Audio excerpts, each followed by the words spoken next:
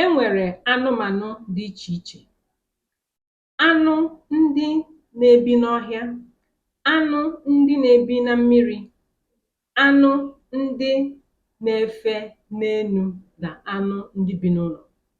Ihe a bụ nkewa anụmanụ dị iche iche, different types of animals and where they live or where they stay. There are a lot of animals created by God. So, anyone I miss out in this video, use the comment section, call their name in English, and I will answer you in Igbo. Ka anyị bido. Nke m ga-ewetara gị na mbụ bụ anụ ndị na-ebi na mmiri. E nwere ọtụtụ anụ bi na mmiri maka na mmiri buru ibu. Nke mbụ bụ azụ. Ọtụtụ azụ bi na mmiri. Azụ, fish. Azụ, fish. Azụ nwere aha dị iche iche na nkewa dị iche iche, mana ọ bụrụ ihe m ga-akọpụtara gị ebe a. Mana na mkpokọta, azụ na-ebi na mmiri. Ya bụ fish. Azụ, fish. Nshịkọ. Nshịkọ, crab. Nshịkọ, crab. Frog, awọ. Awọ, frog. Awọ, frog. Ịsha, crayfish. Ịsha, crayfish. Ihe ndị a niile bụ anụ na-ebi na mmiri. Ejula. Ejuna, snail. Ejuna, snail. Crocodile. Crocodile, agụ iyi. Crocodile, agụ iyi. Snake, agwọ. There are certain snakes that lives inside the water. Yes. Crocodile is also a reptile. Agwọ is also a reptile. They live inside the water. E nwere agwọ ndị na-ebi na mmiri.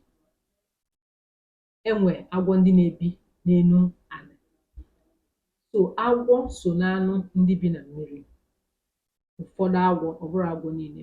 Ọzọ, anụ ndị ọzọ m ga-akọ bụ anụ ndị na-ebi n'ụlọ. Anụ ndị na-ebi n'ụlọ bụ ndị anyị ka wee mara, dịka ewu, goat. Ewu, goat. Ọkụkọ. Ọkụkọ, hen. Ọkụkọ, hen or chicken, as the case may be. Ehi. Ehi, cow. Ehi, cow. Ehi, cow. Torotoro. Torotoro, that is turkey. Torotoro, turkey. Ọbọgwụ. Ọbọgwụ, duck. Ọbọgwụ, duck. Anụ ndị a mkpọpụtara gị taa bụ anụ ndị na-ebi n'ụlọ, that's domestic animals. Anụ ndị na-ebi n'ụlọ. E nwekwara nkịta. Nkịta, dog. Nkịta, dog. Some people have dog as pets. Again, cats also as pets. Cat. Cat, nwaologbo. Cat, nwaologbo. Cat, nwaologbo. Eji m n'aka na ihe a m na-akọwara gị na-aba. Jụọ m ajụjụ. Use the comment section. Ask me question. Let me answer you. Okay? Alright. Anụ ndị ọzọ m na-akọpụtara gị bụ anụ ndị na-efe n'elu. Anụ ndị a na-efe efe, dịka nnụnụ, bird. Nnụnụ, bird. Nnụnụ, bird. Nkwọ, hawk. Nkwọ, hawk. Nkwọ, hawk. This hawk is a species of bird. Okay? Hawk, bird, is a species of bird. That is, in Igbo, we call hawk nkwọ. Nkwọ. Alright. Ụsụ. Ụsụ is also a species of bird. That's bat. Ụsụ, bat. Ụsụ, bat. Egbe, kite. Egbe, kite. Egbe, kite. Udele, vulture. Udele, vulture. Udele, vulture. Ichoku, parrot. Have you wondered what they call parrot in Igbo? Ichoku, parrot. Ichoku, parrot. Okay, this is for birds. Then let's talk about wild animals. Wild animals. Anụ ndị na-ebi n'ọhịa. Anụ ndị na-ebi n'ọhịa.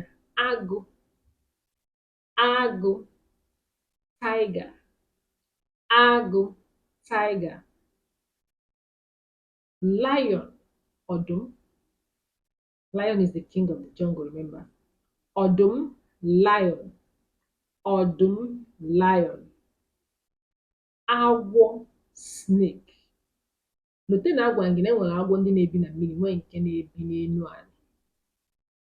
So agwọ, snake is part of wild animal. Ọzọdịmgba, ọzọdịmgba, chimpanzee. Ọzọdịmgba, chimpanzee. Enwe, monkey. Enwe, monkey.